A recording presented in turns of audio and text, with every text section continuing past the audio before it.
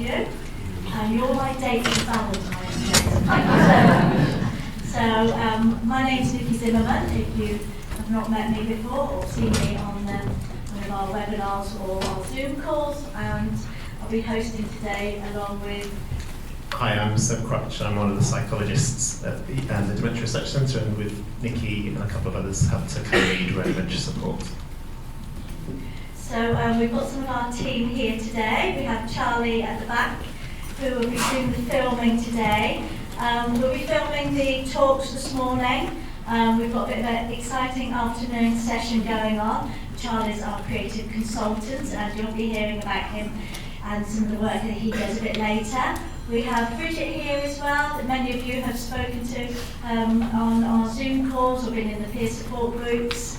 We have Sidra, who helps with all of our admin help, and Emma, who is on the desk today, who sends all our correspondence out to you and does all the million things that helps the cogs for RDS to work. So you all have dots on? Yes? You're just checking them. I love how I say that, and you're just checking. You have a dot on. So I'm not going to go through this, but you do realise the dots are signifying this subtype of dementia. And so anybody who has the same coloured dot on is caring for a loved one with the same disease. So you can now, gravitate towards those people if you wish, but you are allowed to speak to anybody. And I really would encourage you to speak to as many people as you possibly can today. So just a little bit of housekeeping. The toilets are outside across the room where we're having our coffee. There's an accessible toilet upstairs if anybody needs it, and we've got a lift as well. The emergency exits, because we're not expecting a fire alarm today, but if there is a fire alarm, please run as quick as possible through the building and out to the front. Please don't run through these doors because there's a wall here and you won't get very far. That's not very safe. As I said, Charlie will be filming, so it will be just coming this way. So, we put notices up, but there might be backs of your heads, but that will be it. That's in there. Thank you all for registering through Eventbrite. It's working really, really well for us. And thank you for all of you that gave donations. Absolutely so generous of you, and it really does help us continue with our work. We will be sending out an evaluation form after today, so please be as critical as you wish. It's feedback to make sure that we are providing topics in our seminars which are appropriate for you. So any feedback, it's all anonymous, so we can't say if you're saying rude things about us, you're allowed to do that, but it really does help shape the services going forward. We'll be stopping for lunch at 12:15 today, hopefully, all running to a time. So we have a sandwich buffet lunch that's organised, which will be again in the room next door. I know a few of you have ordered vegan or gluten-free, so if you are one of those, please go to see Emma at lunchtime and she will have your special lunch for you. The only other thing I was going to add in terms of housekeeping is if any of you are looking at the screen and like me seeing a kind of jiggle, I just wanted to reassure you you've not got some sort of new neurological problem. we think it's someone very wisely pointed out, it's probably the air conditioning slightly vibrating and the projector, but I just wanted to reassure you.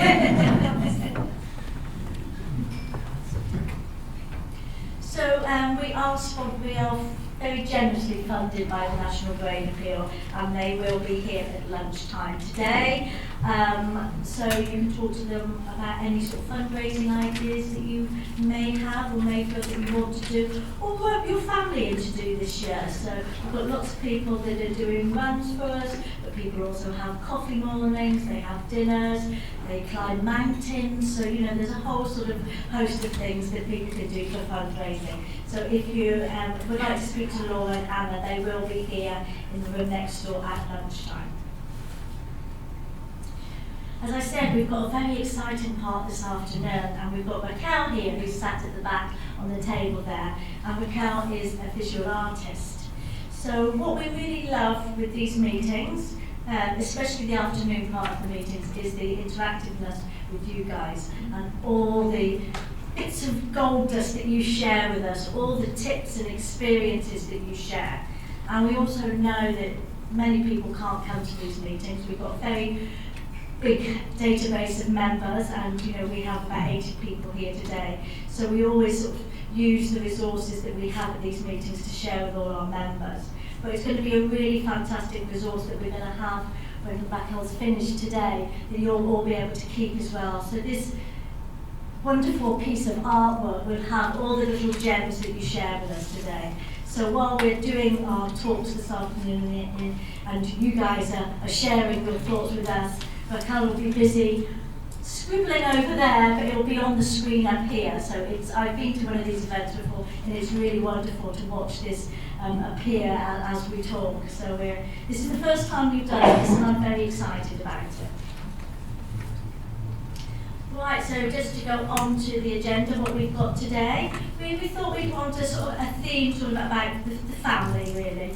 And the family comes in various different shapes and sizes, with friends involved, bigger social circles involved, but we wanted to look a little bit about the effect on the whole family.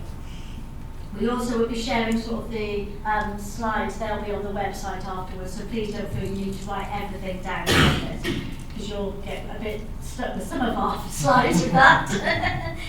So we're going to be starting off with Seb, first of all, and he's going to talk about the systemic impact of a diagnosis on the whole family. We've then got a film premiere today, so we should have a red carpet here today. And we've actually got one of our film stars here as well, which I'm very proud as well. We have been doing some short films, which we'll be using in various different formats, focusing on the young adult carers. So really, really pleased with how these films have come, and I think they'll be a great resource for us. And I'm really thankful to all our members that took part in this. We're then having, which is always the most important part of the day for us, one of our members sharing their experience.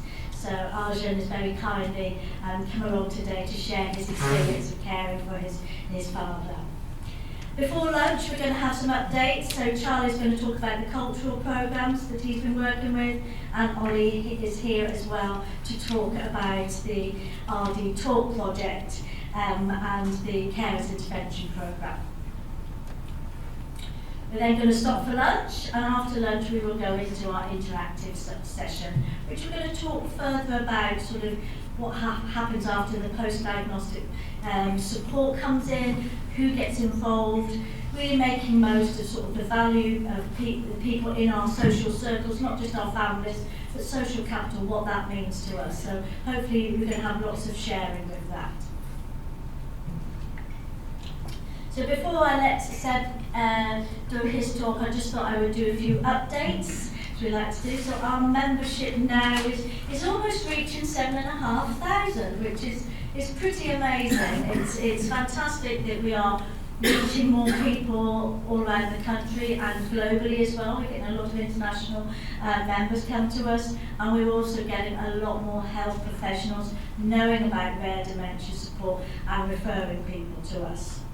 As I said, we'll be filming this today, and all our seminars and webinars can be found on our YouTube channel. We've also got playlists on that, so if you are looking after somebody with PCA, for example, you can go on our YouTube channel and actually search for the PCA playlist, and it will show you hours and hours and hours of films of us. We have, along with the seminars that we produce, we have small peer support groups every month.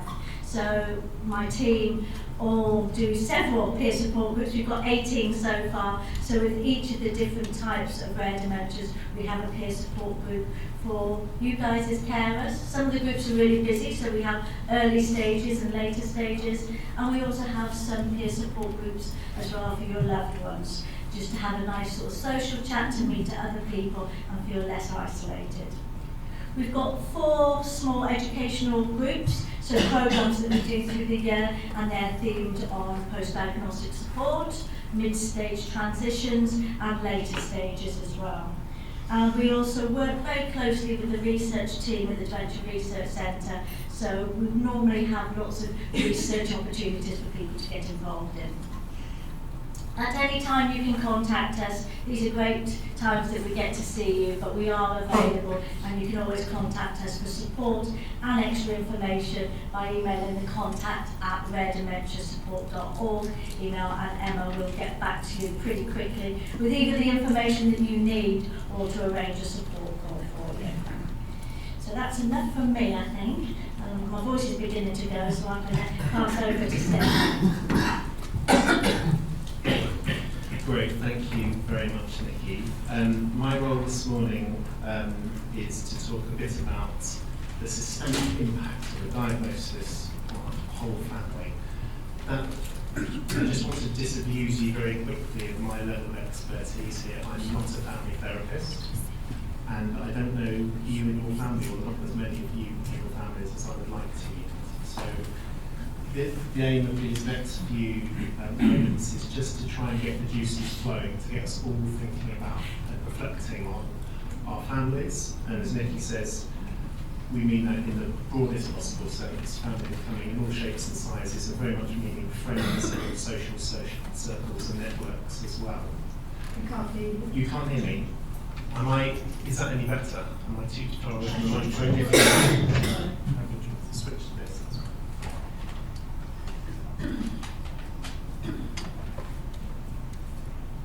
Is that any better? Yes. Great, thank you very much for pointing that out.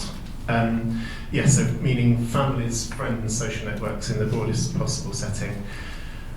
What I tried to do was I thought, I'll try and find a good model that I can share with everybody that will help us try and think about how diagnoses of any dementia impact everyone. But of course there is no such perfect model. There's no perfect model of how families and friends work for any of us at any situation in our life. There's no perfect model of the impact that a dementia can have on any family, and there's absolutely, definitely no perfect model of how your family is affected by the particular dementia you or your loved one may be living with. So with all those caveats aside, the positive note, I think, and that I hope for today's session, is that I think there are lots of helpful ideas and prompts and strategies that hopefully you will be able to glean, not particularly from the models I'm about to share, but much more from the films that you're about to see, the testimonies and the comments that you will hopefully make for and about you and your families today. The other quick thing to say is just to warm you up to a couple of terms. So when we put the slightly posh sounding word systemic in the title, what I was really trying to capture, and what I think is quite well captured in this image, is how interconnected all of our lives are. And the basic principle of systemic thinking is to think in lots of healthcare settings, a diagnosis is something that's given to one person.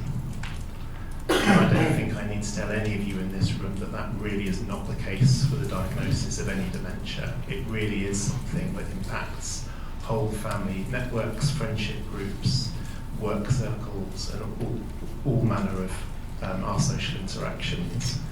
And so when we are trying to support you and your families, we are very much trying to think of all of you impacted by that diagnosis, and also trying to think how people, for example, communicate within their systems, or what are the implications for how one person responds or behaves, because obviously within our families there'll be many pre-existing differences of relationship, and people's responses to that diagnosis may differ wildly. So as I say, no perfect model for a family, but I thought I would just try and share one, just to give you a bit of a starter of reflecting about our families when we think about the impact that a diagnosis of dementia might have. And I guess why am I trying to encourage everyone to think about their family system is partly to recognise the assets and skills that we have. So obviously this is a horrific challenge that you all face, absolutely life-changing, but your families may have been through other tough situations and circumstances and chapters, and maybe being reminded of how you coped in some of those situations can help you draw on those strengths. It might be about, you might want to reflect on how your different members of your family and friends have reacted to try and identify new particular challenges that might need addressing or talking about or acting on in a different way. And you might want to appreciate how dementia may have brought previous issues that are sort of have always been there, have always been bubbling under the surface, but maybe have been brought to the surface by the diagnosis. So these sorts of models, this is just one example. The quick correction I would already make is I don't think it's very helpful to think about healthy and unhealthy families, so I've scrawled that out and written positive and negative family traits. A bit of a euphemism. You can probably also all think about things within your families which work well, and people, dynamics or situations which are perhaps less ideal. So here we've got a couple of examples of, in terms of our values, some people have common values, are able to identify the kind of vibe within their family, whereas other people perhaps find it much more difficult to have a common view of the world, of how relationships should work. In terms of boundaries, some people might be able to, there might be families and friendship groups where you can speak freely about things, and others where the roles are unclear, what you can and can't say is maybe different members of the family or the group have different views on. In terms of power and intimacy, some people have relationships which are quite equal in their power, and where people can everyone can accept everyone else's viewpoint. Of course, there are other situations, other groups, other families where it's very difficult to have that equity, and some people feel they can't express their view. The type of the way and the freedom of the expression, some people will discuss difficult things in a lively, engaged fashion. Other people will feel the obligation not to say things, to hide their feelings, to avoid adversity or confrontation. Some families, some groups, some friendships work well with humour. You can kind of rub through the really tricky stuff because it's a friend or a family member who just says it how it is, and you just know each other so well that can be managed. Other people don't have that resource to draw on. And some families and some groups have great ways of organising themselves through different challenges, and others can prompt a lot more conflict. So it was just we were showing this, again, this is not the archetypal model, this may not describe you and your family or your friendship groups, but the idea today was just to focus a little bit on the impact and the family and friend issues related to dementia. What today isn't just to say is, well, I think probably it's not the most useful time. I don't think it's the best use of the time we have together, for example, to tell long stories about old family scores you want to settle, or that outrageous uncle who you just think is just so weird, no other family can possibly have anyone like it. And more seriously, it's also not particularly for thinking about issues of previous trauma or abuse that may affect some families. Of course, if that's something that we can helpfully point you towards individual counselling for, we'd always be happy to talk with you afterwards. Just in terms of this model, a couple of quick caveats before I move on. Obviously, there are lots of things which you might not agree with any given model, this or any other. You see, here they've got repeated arguments listed as a negative. Some people love a good argument, and that's how they get by. And so again, all of these things need to be adapted. Please take all of this with a pinch of salt.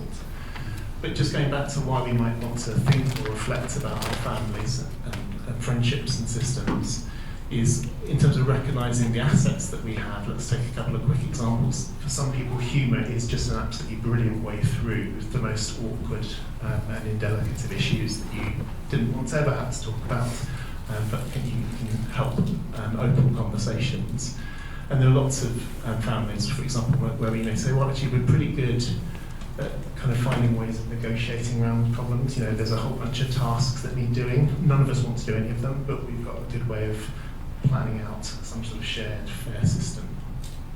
Of course, there's lots of new challenges that you'll be facing, and they may vary again by the type of dementia that you're living with. So, for example, if you're living with someone who has frontotemporal dementia, you may previously have relied on humour as your way of getting through it. What do you do when suddenly a key member of the family just has an altered sense of humour, or just doesn't get, or doesn't find amusing the little quips, the little anecdotes that used to get you through the tough conversations? if you're living with someone with primary and progressive aphasia, the language-led dementias, how do you navigate difficult times if you're a family who always used to be able to talk through everything, and so suddenly a member of the family has lost that kind of key skill or sort of tools. Excuse me. And if you're a family or a group that used to be able to speak freely without fear of retaliation or punishment, and suddenly you've got someone in the picture, perhaps with the dementia, perhaps a stressed care or family member, who suddenly just can't do that anymore. They can't contain the rage, the sense of injustice that they feel. How do we navigate around that?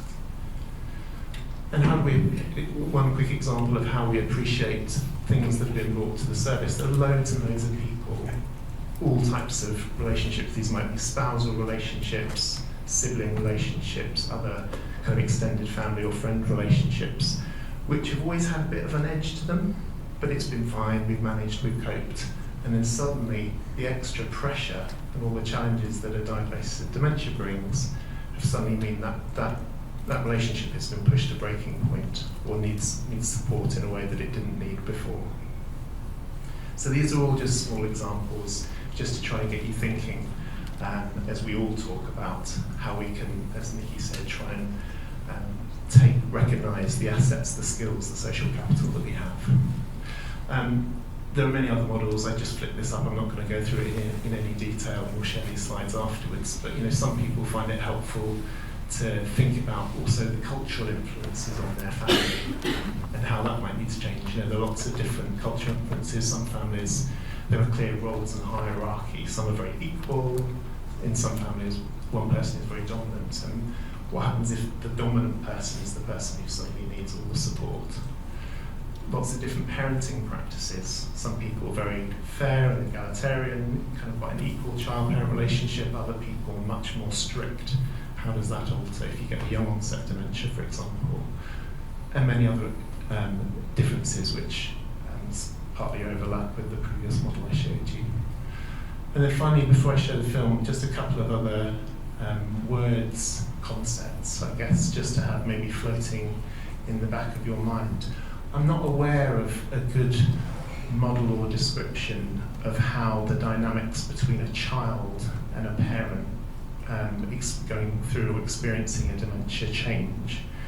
But there are, in child and adolescent services, lots of work thinking about what do you do when a very young person has to take on the role of a parent before it's time. That's obviously a very niche issue. We certainly have members who have very young children where they feel that they need to take on a caring role. But I think it's a question for all of us, whatever age we are. How do you navigate, how do you think about that relationship with your parent as their needs start to change and you start to take on roles or feel obliged to take on roles that you didn't have to before? And finally, this word, a phrase that Nikki used at the beginning, this term of social capital, which could be described as a set of shared values or resources that allow individuals to work together in a group to effectively achieve a common purpose. That's kind of what we'll be thinking about this afternoon. What are the tips, the ideas, the stories that you might be able to share with other people that might just make that small difference between someone feeling isolated and as if they have to cope with everything alone versus having the skill, the funny way of asking, the kind of Nikki assertive three requests in your back pocket that enable you to turn a friend saying, "Oh, just let me know if there's anything I can do to help," into actual help, into actually, do you know what, you said it and now you've done it. You've done something that's made a difference, that's taken a load off or given me a moment that I wouldn't have had or refreshed a relationship which I thought was lost. How can you share those sorts of ideas with each other today, and how can we try and capture them and share them with people who haven't been able to make it along to the meeting, to turn what might otherwise be viewed in a very gloomy way about broken down relationships and altered relations and connections into a more empowering, positive view of our families and our friends, How can we extract a bit more help for you? And how can your good ideas and your experiences improve our support that we provide to other people by sharing anonymously the tips and ideas that you have? So enough for me. That's the a moment just to share a few ideas and concepts that we might come back to. Now the much better bit is a real privilege to share. You are the first people who did the very final edits yesterday, so you are the first group of people in the world to see a new film which some of our wonderful members have made, in which they, as young adult carers, talk about their experiences of looking after and caring for and loving someone, a parent who has a dementia. Just because I'm Captain Caveat today, this is not, though, it's a prompt to a wider conversation about families and friends. So you may not feel or identify with being a young adult caring for a parent with young onset dementia, but you may hear in these different experiences, in these different stories, these descriptions of these different families, echoes, things that you can relate to. And even if you don't describe yourself as a young adult, I'm not sure I do anymore, then hopefully it can reflect how you can find something in these conversations and descriptions which help you to think about relationships that are precious to you. So without more waffle from me, I will try to share this film.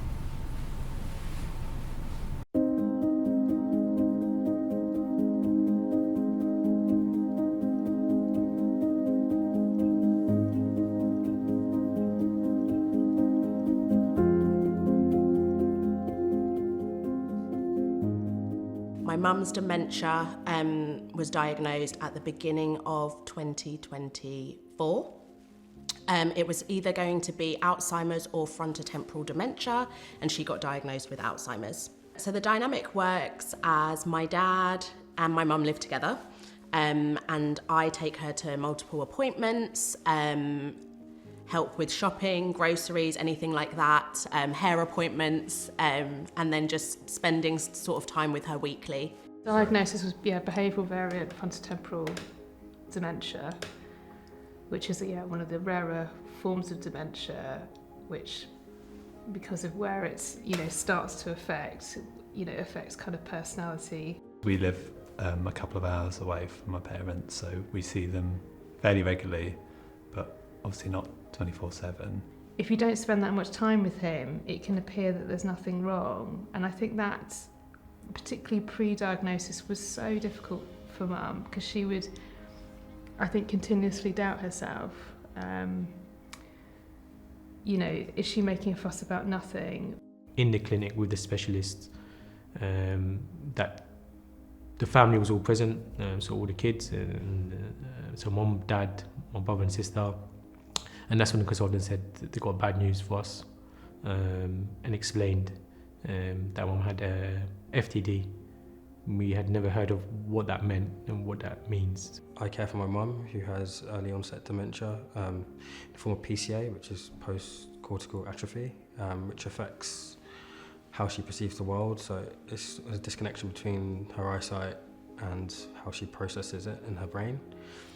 I've been caring for her since 2018 now.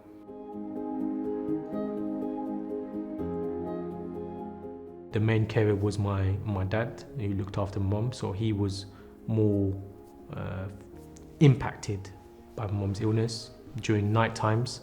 So as an adult living outside of the main home, I could still go home and sleep, whereas the main people there would see the kind of nighttime scenario and how that play out. My mum used to wake up quite a bit at night and have some confusion about night and day eventually, so that was quite difficult for them. So my role, I guess, was trying to provide reassurance and help and support in ways that I could. I thought learning more about this disease, these illnesses, what's going to happen next, the behavioural changes, explaining that to the family, was probably more my role. And also, where I could, just take my mum out and spend some time with her. And that felt really good, to spend the time with my mum. But probably the main differences for me versus my family who were living at home well, they were seeing the differences a lot more than I probably would. Being an only child, it makes it really hard. It all falls on you, and it's always been me and my mum.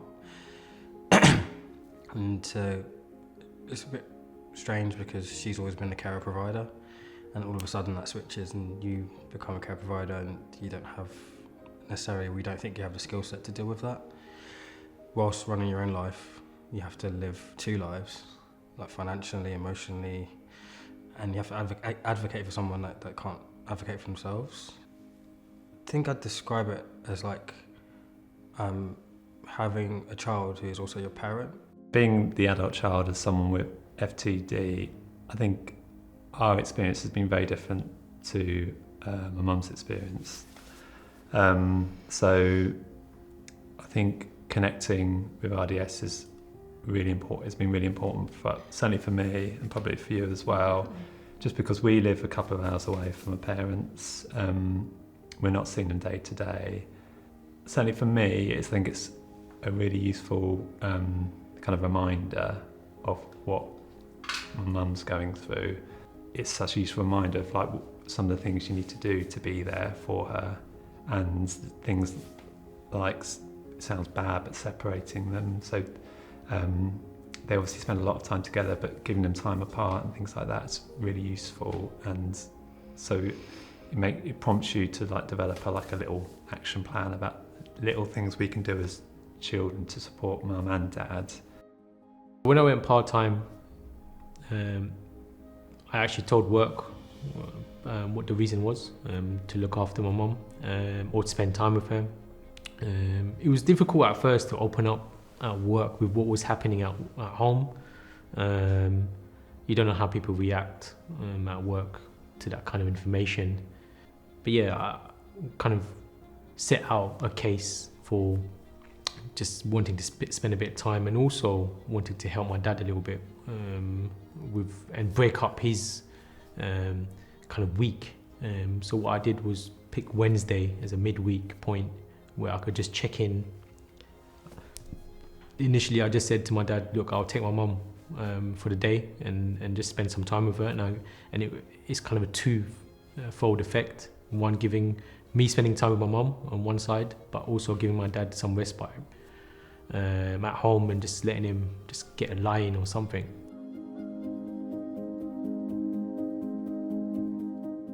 We feel a lot of guilt about being so far away from mum and dad. And I think, meeting other, adult children who, we're in this phase of our life where we've got, young children demanding jobs, and just trying to, how you kind of navigate that is quite tricky. So I think meeting other people that are in the same position of trying to navigate that as well is really, really valuable. There are definitely ups and downs caring for someone with dementia. I think one of the hardest things is that mum is very quiet, and so sometimes it's hard to understand if she's okay, and I guess I find myself asking her quite a few times a day when I'm with her if she's okay, and she nods and she says she's okay, but I guess I can't help feeling that sometimes she's putting on a brave face. So not being able to always understand her, but you're just hoping that what she's saying is how she feels. So I think there feels like there's a disconnect sometimes, but we just have to find other ways of communicating with her and doing things that she enjoys. One of the problems with this, or something we felt, I've always said, you feel very isolated with this illness as a family. It's not a common situation to be in. In some ways, you're kind of predominantly left to work with this in your own way, in your own setting, and at home, with very little support in all respects. I'm talking about emotional, financial, mental, in every capacity. prior to getting care and an official diagnosis, I would have to get up at 5, travel to mum's, make breakfast and lunch, go to work, come home from work on time, so no lunch break, make dinner for both of us, then go home and go to bed. And that was a cycle for about 18 months to 2 years. When we finally got diagnosed, that's when stuff started to happen, support started to arrive. It's like a carrot and a stick type thing, so you can't get help until you have a diagnosis, but at the same time my mum didn't want to admit anything was wrong. So it was a really difficult period for me to navigate. You feel yourself breaking down. So I'd say one thing I did notice is I didn't realise I had this capability in me, which is a good thing, but also I don't want this to happen to anyone my age ever. So it's just unfortunate, really.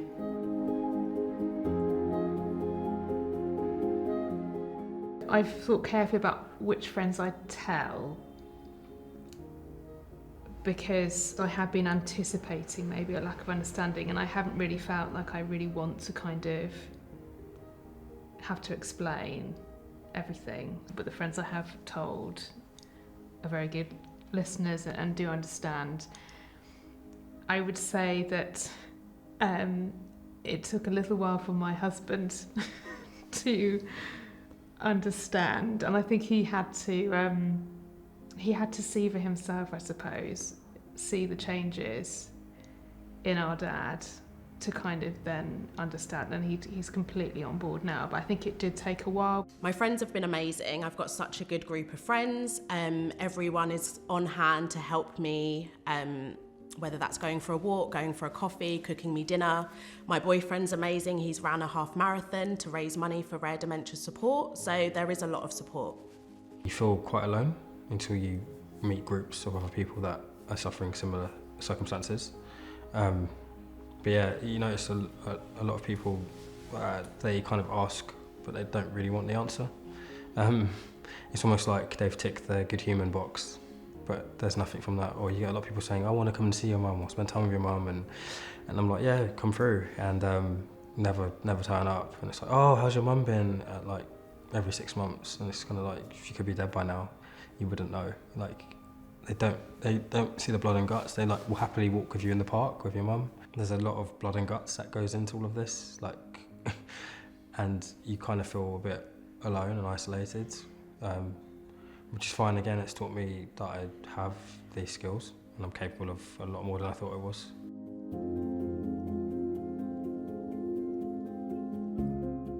If I was going to give advice to someone, I would say to seek help.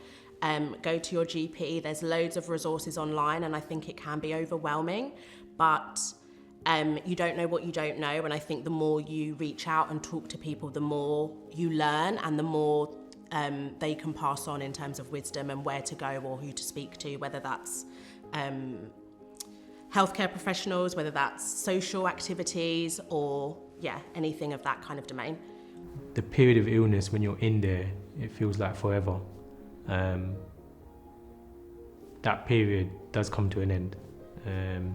So whilst you're in that period, it's the little things that make a difference in the end. You know, for me, in the end, having my mum do a lot of things for me when she was okay, cooking my food, do everything that you expect a mum or a mum would do, to just her towards the end, just calling me by my name, was such a big thing when I could hear her just say my name. So you kind of shift your focus into the smaller things and just value that time that you have, because you do end up coming out of that period, and then you reflect back on you know, the grieving. I think it happens during that period itself.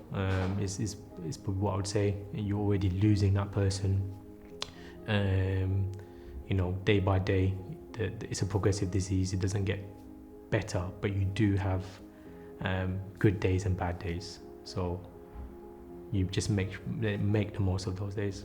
The message I would share to other young people or adult children of people living with rare dementia syndromes is that you also need to be cared for. In a way, you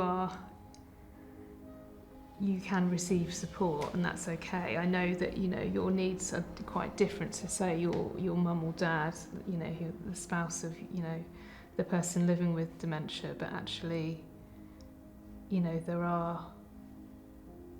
do have your own needs as well. For other young people dealing with this, I'd say you're a lot stronger than you are, more than you think you are, and there's a lot of help online especially that you can reach out for, and I think use the people around you, like whether it be ODS or your GP, even your opticians, dentists, or whoever in a professional capacity, use those people because you never know who they might know. Don't be afraid to talk about it. I think getting mental health help is really important, and also to continue activities that make you happy, so do stuff for yourself. So for instance, I love the gym, I love sport, and I gave that up for 3 or 4 years and I was miserable. Once I started playing again, you feel guilty about taking the time out, but you can't fill another cup from an empty one, so you need to be in a place where you can look after someone. So look after yourself, that would be my key bit of advice.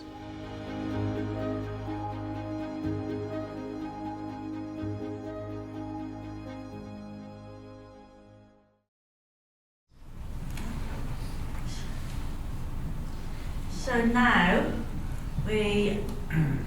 Arjun, you're going to make us cry again? We're really, really lucky to have Arjun come to share his experience for us.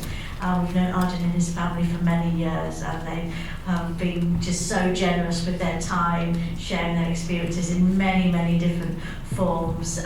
Your mum has been amazing, and we're just delighted that you're here today to come and share your story. If you'd like to come back.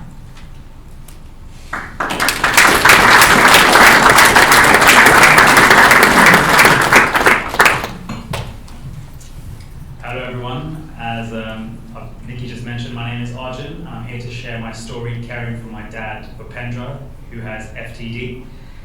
Just like to say a few words about him first. I was actually quite young when he got diagnosed. I was 21, so I didn't have the experience of knowing him as an elderly adult. It was more me from a young child of age to growing up. So the first few words I remember were him juggling 2 jobs. He used to be a part-time carer and also work part-time in a hotel as a chef. But his main job was raising me and my 2 brothers. And honestly, he was the most perfect father figure I could imagine. He always put us first and had very guru-esque kind of characteristics. For example, I'm not sure many people can say that they've never seen their dad angry, swear, shout, or even hit us, which is quite common in an Asian household, to be perfectly honest. And after school, he'd come home and he'd spoil us with chocolates and sweets.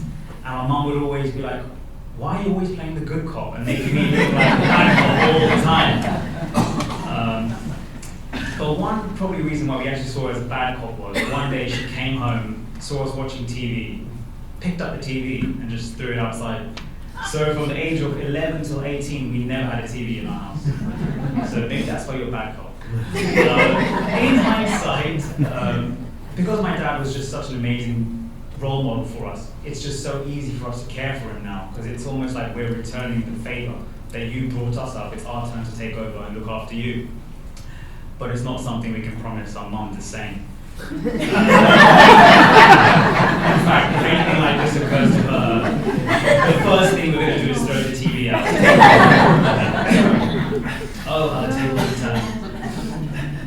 Pre his dementia diagnosis, I think he knew before any of us. He started to prepare all the paperwork in files and organized folders, probably because it would be easier for my mum to take over down the line. He even kept a notepad which had everyone's names, numbers, even bank login information, which honestly afterwards was such a lifesaver because it just made us realize how organized he was and how selfless he was and knew how we'd make our life easier down the line. There were some early signs that maybe we should have picked up on, to be honest, but we kind of just put them under the carpet and thought, oh, this must be something that's just a one-off. For example, we used to get our names mixed up with our brothers. He'd start calling an apple an orange and just random mix-ups like that. And then also his driving became very questionable. But we just thought that was the Indian driving. It's too much of it. But I remember coming home one day from going out one day and coming back, and I just saw my dad on the driveway. The driveway was covered in leaves. And he had the Dyson Hoover around, he was just hoovering the leaves up. And I was thinking, am I missing a trick? Or is this ingenious? Or is this just something very questionable? So more and more things like this started to pop up, and we thought, okay, I think we should get this looked at. We took him to a doctor, and he was diagnosed with frontotemporal dementia in 2011, which affects the language, behavior, and decision making. And it's a disease that worsens over time, and there's no known cure for it. So obviously this impacted our family greatly, but mainly left us pretty confused and lost, because we didn't have a clue about this. We thought dementia and Alzheimer's was for people who were like in their 80s and 90s. Why is it happening to someone at the age of 57? So like most people, we jumped onto Google, tried to research as much as we could about the disease and what to expect, and try to understand it in general. As a family, we were all in very different stages of our life. My mom and my brothers were working in the city, and I'd just come back from university, so we weren't trained or prepared for this, so we didn't really know how to go about it. So luckily, we stumbled upon RDS, Alzheimer's Society, who were great guides in helping us prepare for the challenges and make us ready for the journey long term. I'd like to share my impact on me directly, because after university, I was 21, I'd come home, Dad got the diagnosis. Everyone else had a 9-to-5 job, so they would leave the house at 7:30, 8 o'clock in the morning and return at 6 p.m. So it would just be me and my dad in that window. And I just set up a business. I wasn't really trained to be a carer. I didn't know where to begin, and I was just trying to find my own feet in the world. And I felt like it did fall on my shoulders quite heavily, and which led to me kind of frustrated at the rest of my family, because I was thinking, why is it falling on me? Just because I have the flexibility of having my own working hours and my own place of work, I don't feel like this should be my sole responsibility. But regardless, I tried to take on the daily tasks as best as I could, tried to get my dad involved in daily business tasks like packaging, or just generally giving me company, taking him to lunches, coming home, cooking dinner for everyone, because he used to be a chef, so he enjoyed cutting up the vegetables. We thought if we could try to keep his skills that he has intact, repetition, it may stay in his muscle memory. But it's not easy, to be honest, to be managing work and caring for your father at the same time. And over time, it did grate away at me, and I started to get angry.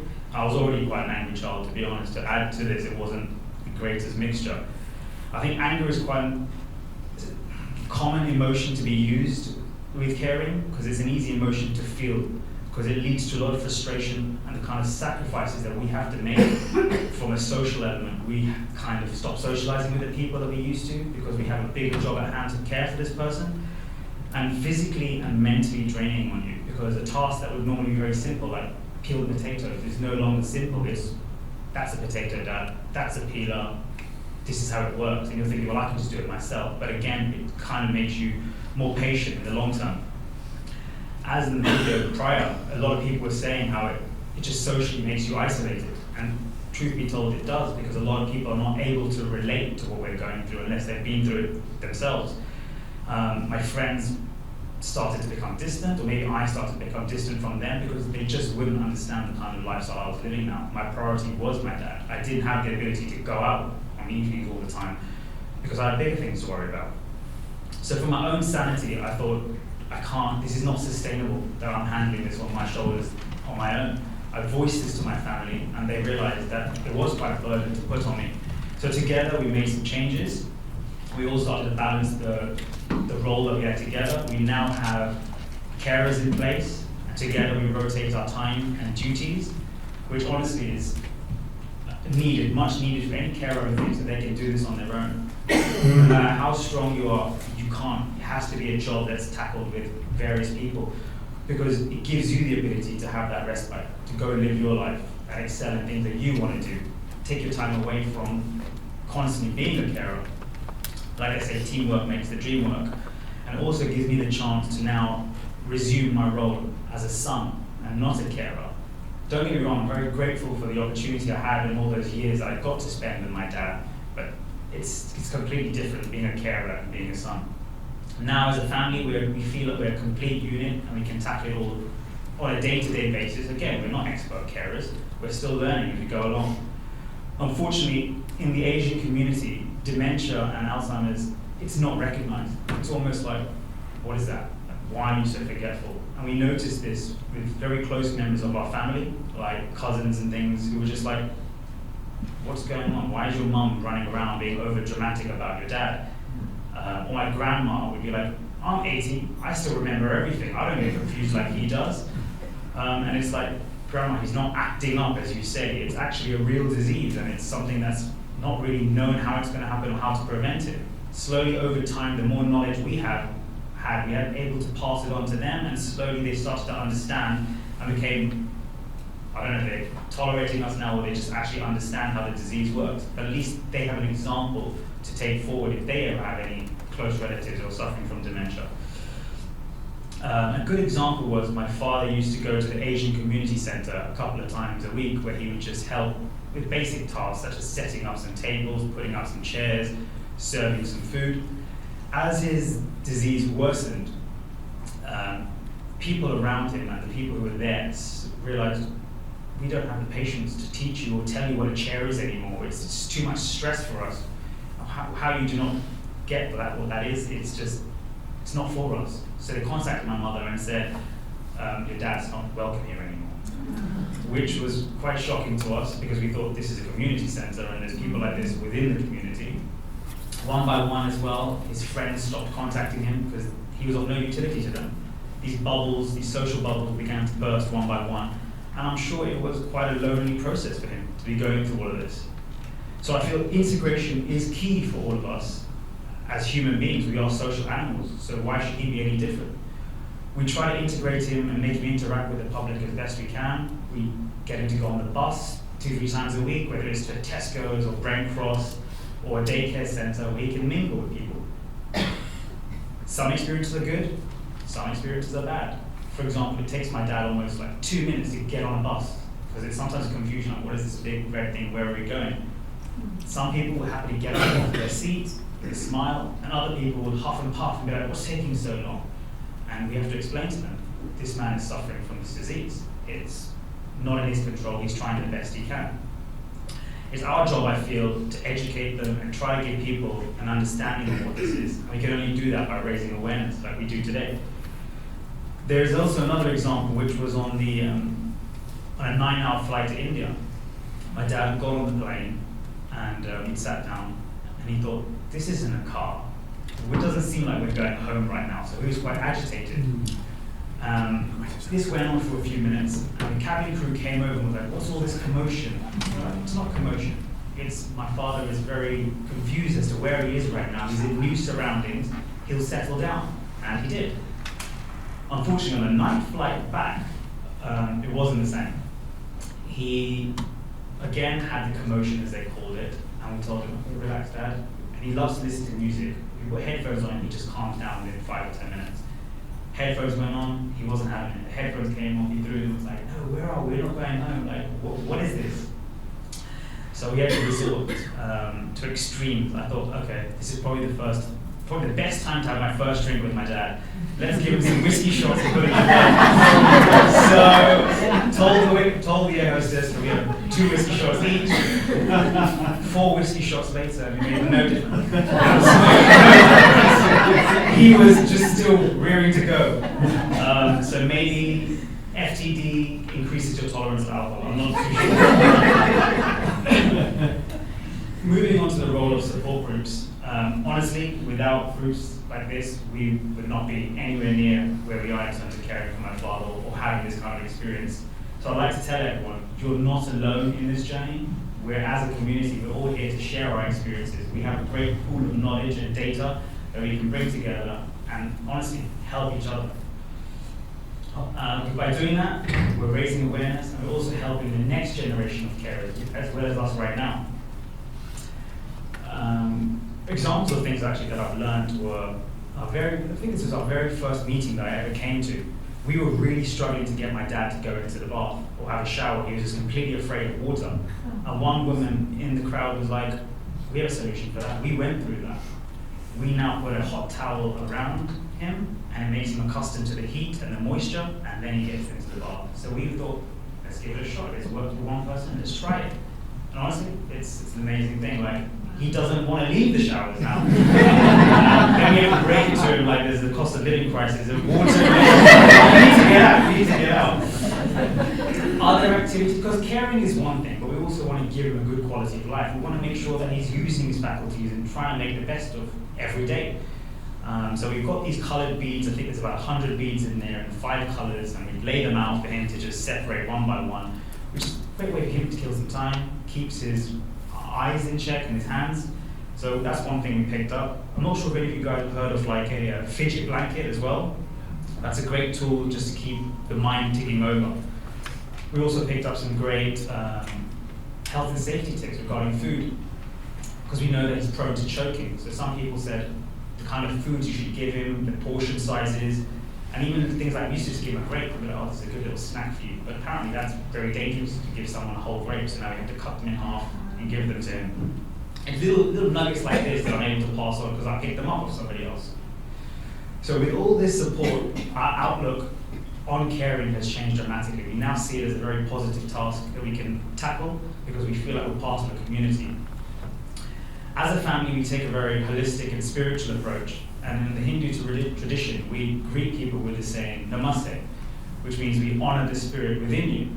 And my father is still very much alive inside, and we want to give him a meaningful and dignified life.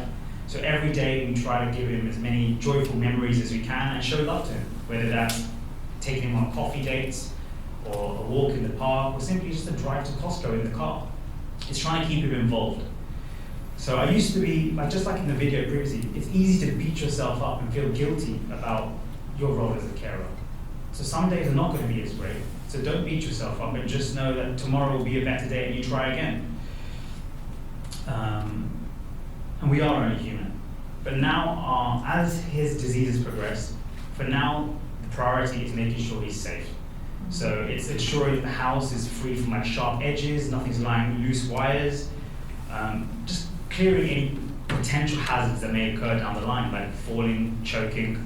Again, like I said, we're learning as we go along. We are going to make some mistakes, but we're trying our best. Even with dementia, I think my father has been my greatest teacher.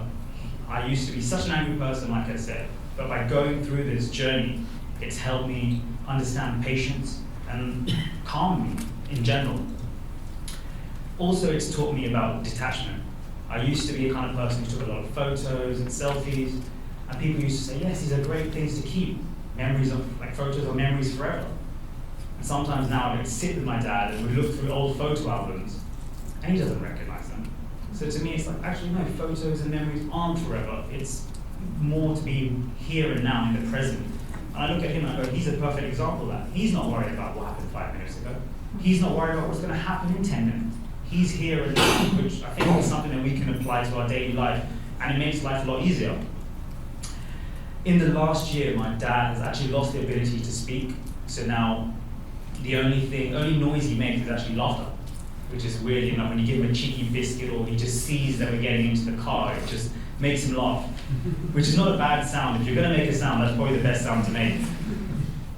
As a family, we've also grown to understand that silence in itself is a language. There's no need to vocalize everything that we do. We can communicate through eye contact, touch, or in my dad's case, music. When he puts on headphones, he goes into his own world, or whether he's hitting keys on a keyboard, you can just see that he's actually trying to express himself without words. Sometimes it's easy to get drawn into how bogged down the whole situation is. But if you actually step back and I look at him and at the life that he's having, he's actually living a very good life. He gets to wake up, he has no stresses, he doesn't have to worry about taxes, mortgages, parking tickets. He's cared for, he's fed, he gets driven around. Maybe dementia isn't all that bad after all, to be honest. So there is a positive outlook as long as we're part of communities like this and we feel together. So I'd like to thank you for hearing my story, and I hope you guys found it helpful.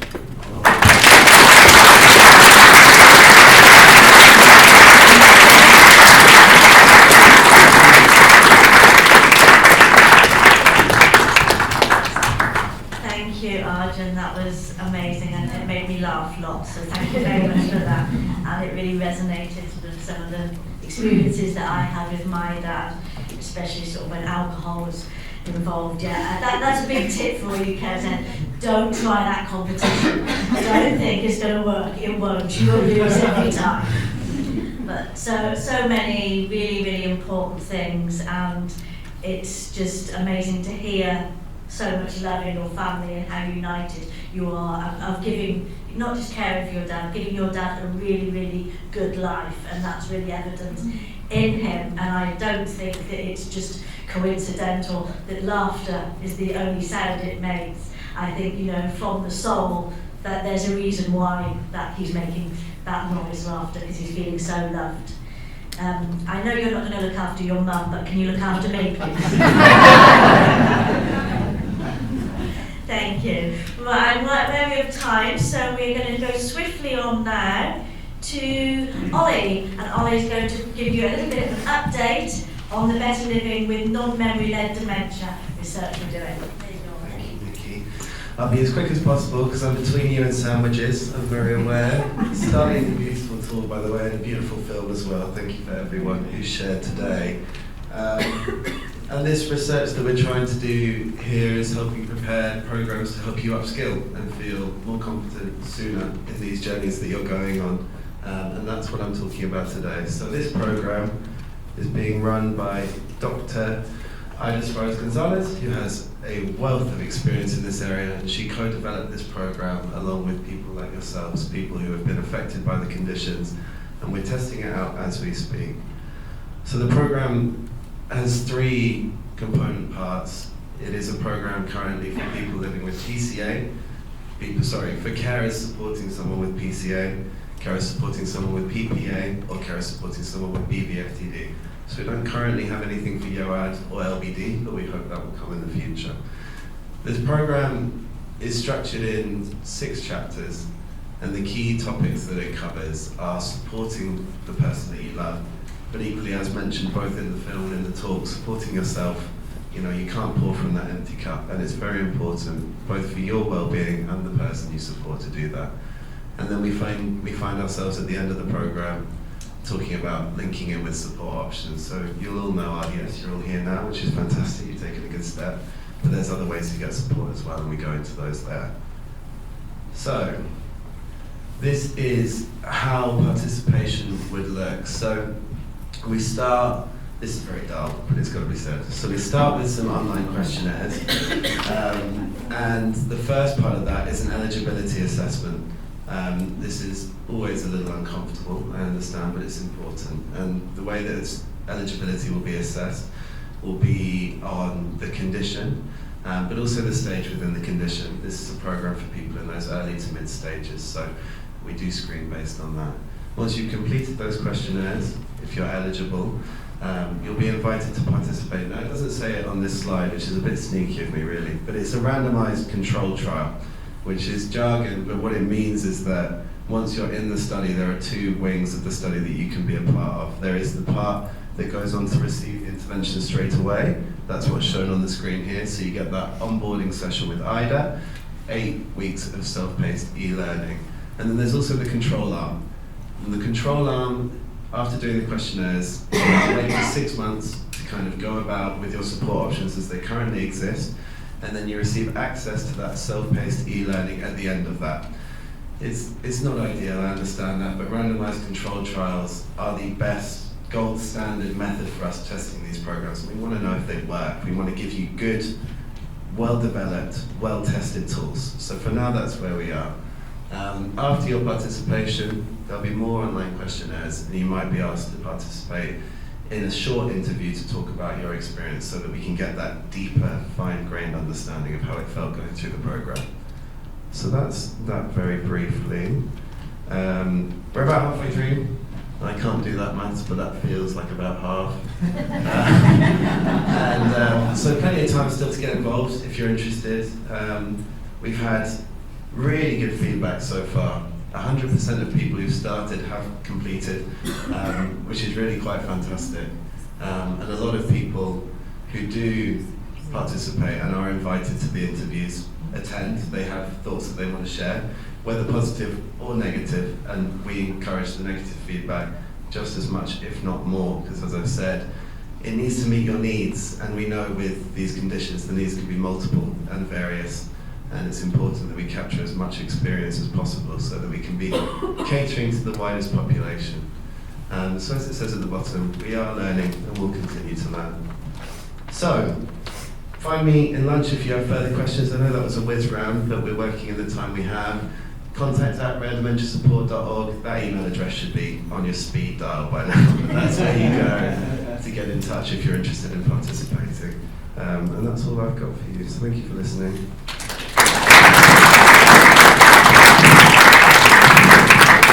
Thanks, Ollie, and we are getting some amazing feedback from this, so we do hope that this will be something that in the future we'll be able to reach more people with. So before lunch, we've got our fun guy. We've got Charlie, who is going to talk about the fun activities that we do at Dementia Support. Film me, it's like fine. Yeah, sorry. Another one before lunch, and more ways to get involved as well, and still the contact address is still a place to contact for this as well, which all goes through to Emma, so I feel a bit sorry for that. So yeah, my name's Charlie. I know a few of you already as well. It's really nice to hear from you, Arjun. We worked with Dementia and actually a few years ago on some of our cultural work as well, and yeah, it's really good to hear about updates, and I think actually it's great. I don't know. Anyway, so yeah, so my name's Charlie Harrison, and I coordinate our creative and cultural programme for Dementia Support. We've just been awarded funding to the National Brain Appeal to develop the cultural programme over the next 3 years. And yeah, there's some opportunities to get involved. So we just before lunch, we just wanted to share a few of those opportunities really quickly.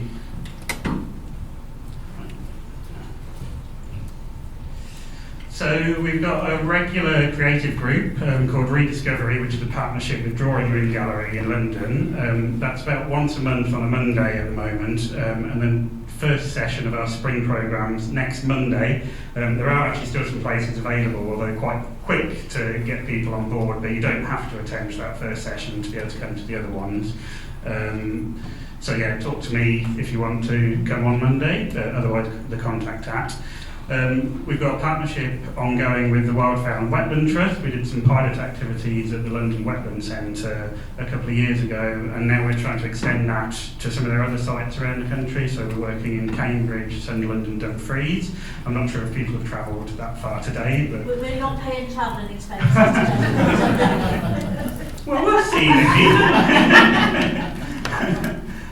Yeah, so that's more sort of like nature and wellbeing activities. We did some amazing things like walking and talking, bird watching, sort of clay making, barefoot walking. One person hugged a tree at one point as well, if that's if you want to go that far.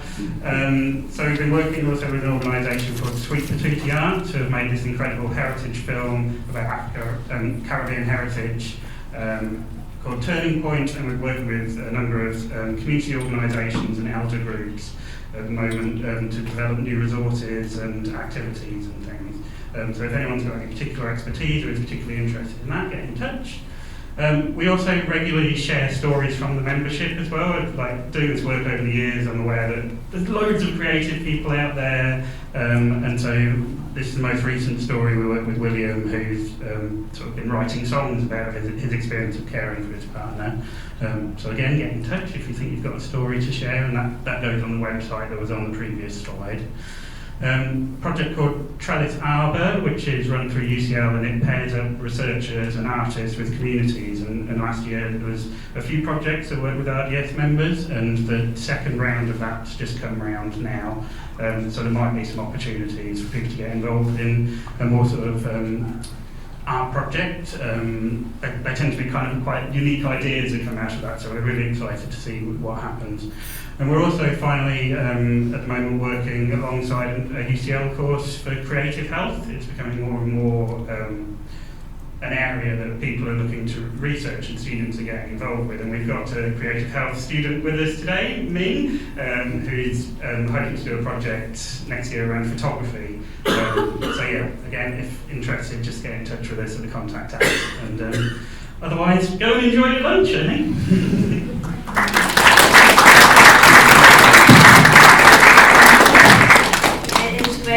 getting more and more cultural activities for people to take part in and really enjoy some of the things they're doing.